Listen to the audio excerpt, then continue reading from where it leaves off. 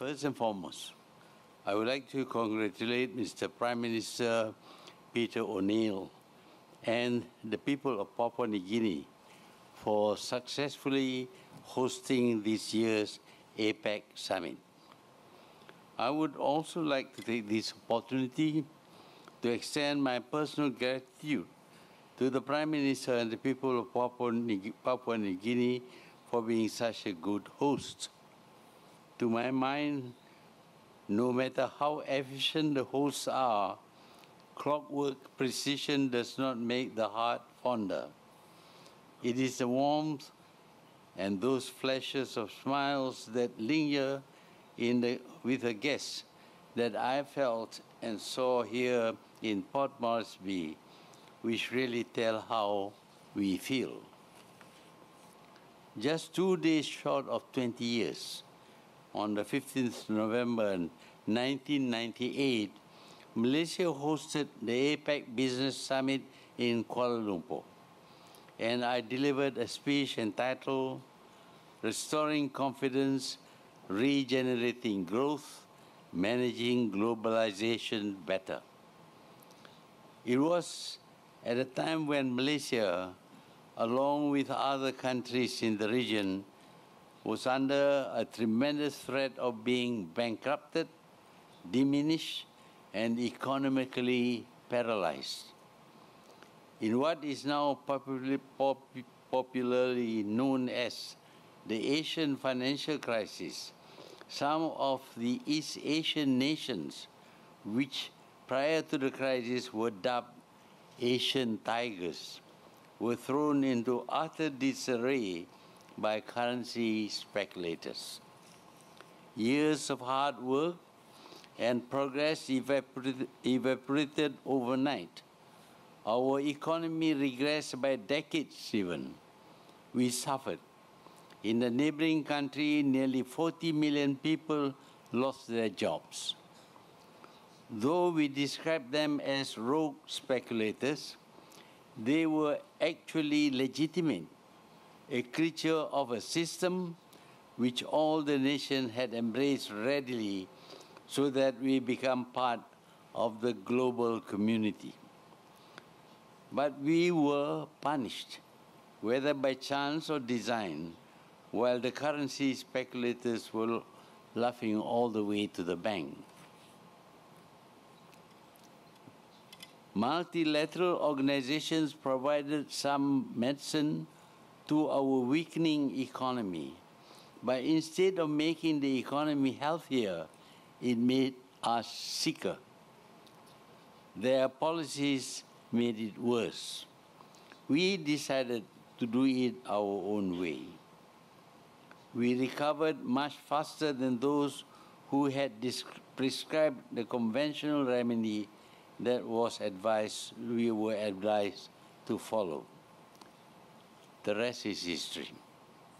Ladies and gentlemen, the point is that developing nations, in an effort to catch up with the leading or developed nations, sometimes, if not always, end up losing, and sometimes even worse than that, before they started. Many times it is not because of our own doings, but we soldiered on, some falling on the wayside, picked ourselves up only to face new challenges that are generally churned up by others. Yes, some of us are still at it, trying to figure out what went wrong with our previous models in trade, economy, governance, and the political system. And today we have to deal with what seems to be inevitable, the age of disruption, in particular of technological disruptions. It is not a new phenomenon. In 19th century England, the usage of technology in the textile industry led to the machines smashing and other forms of violence instigated by the Luddite movement. But today, the age of disruption, or simply disruption, seems to be accepted as the catch-all phrase for transformative change. More to that, in the age of disruption, we are expected to adjust our strategies and practices so as to be able to deal with the radical changes. It is not a new phenomenon, as I pointed out earlier.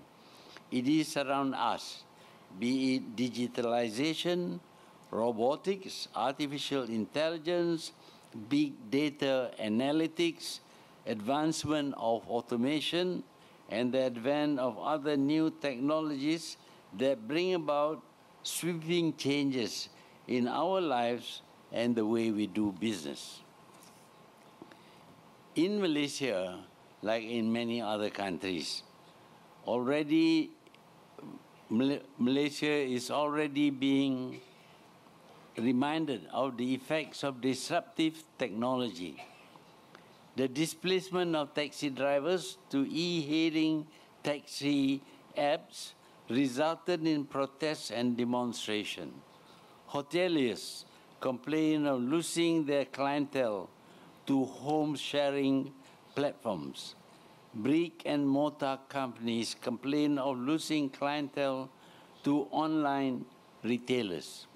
These scenes are repeated in other countries of those who loses out to new technology player. The common theme in the three examples above is the strategy of increasing market share through low-cost operations and productive manpower. This strategy would be unusual 2 decades ago in the age before internet and when physical human involvements at all levels of business are necessary. We can expect more disruptions ahead when we become more automated, with unskilled and even skilled workers becoming less and less relevant. If unattended, it will cause employment crises and upheavals. That brings us to the title of this forum today, Inclusion in the Age of Disruption, Charting a Common Future. The challenge is how to ensure no one is left behind in the age of disruption. Some will be slow on the uptake, but others will be faster. But once we understand the pace will certainly increase. Still, we must be careful that the disruption will not widen inequality, and inequality is bad for growth and bad for social stability. However, technology itself would not widen the income gap. Bad policies will. We must learn from the experience of others about good and bad policies so we can avoid the bad ones. The disruptions are not limited in the technological spheres, but also in politics and economics. Some of these are within our control. Some may not be within our control. The benefits of free and fair trade and economic integration have been ruptured, exemplified by Brexit and trade wars between major economies. The trade war between the US and China has amplified further the disruption to our trade and commerce. How then government can respond to these new norms? First, the policy must ensure that technology is accessible and affordable to its citizens. Affordability and accessibility are key drivers in the widespread adoption of new technology. But the biggest challenge facing any country is to ensure that technology does not widen inequality. For this, understanding the technological base is important. Education is the answer, especially knowledge of artificial intelligence and its application. This education cannot wait. It must be promoted now. History has shown that nations which respond quickly to disruption with systematic and coherent strategies for its citizenry had always been able to ride the wave of radical changes. Again, in Malaysia, we have introduced several schemes and programs to face the disruption of Industry 4.0. These programs include retraining, new educational approaches, research and more scholarships for professional and postgraduate studies, as well as numerous programs that provide our youth with the latest technology can offer. We are in the midst of studying the possibility of introducing latest technology modules in the curriculum. The children must be exposed to the latest skills sets from a very early age. They can cope with new technologies better than old people. Second, the policy must also take care of the losers. For instance, those brick and mortar shops, taxi drivers, small hotels, and displaced workers who are losing to disruptive technologies must not lose out entirely. The policy must encourage them to be retrained and rehired. Third, there is a need to build capacity, especially in developing countries, to face the disruption. Investment in infrastructure, such as in 5G, can be facilitated by multilateral organizations. Every country must invest in advanced technologies. Fourth, there must be a cooperation at the international level on how best to manage technological disruptions. Are we to assume that the age of disruption that demands adjustments and sweeping changes so as to deal with radical changes brought about by technological advancement also includes the need for us to re-evaluate trade globalization and economic integration? The debate on data localization, intellectual property rights, and other related matters will continue. But the philosophy of finding a mutual agreement is that it must benefit national governments and not just big multinational corporations or advanced countries. There needs to be collaboration at the global level to ensure that everyone benefits from technological advancement. To a certain degree, the very process of building our capacity opens up opportunities for inclusiveness, especially in trade. We have gone too far in free trade and economic integration to let them go under in this age of disruption. What we need to do is to adjust to it and from there build new partnerships and agreements to suit the changes.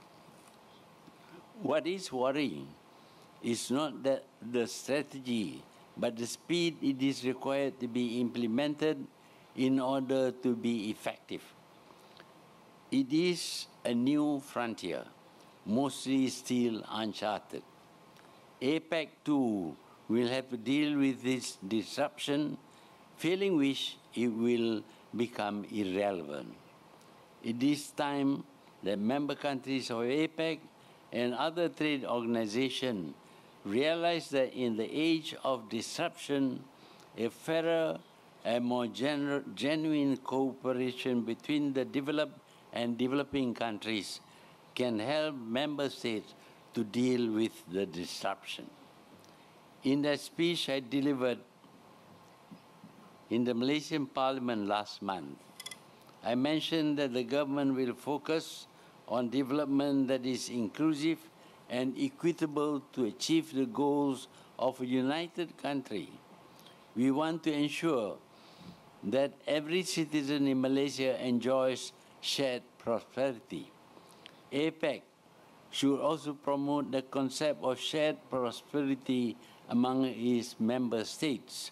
I believe in the adage, prosper thy neighbor, and not beggar thy neighbor. Everyone gains from the former, while only one gains from the latter. Only with this win-win concept among APEC members can we chart a common and an inclusive future in the age of disruption. I thank you.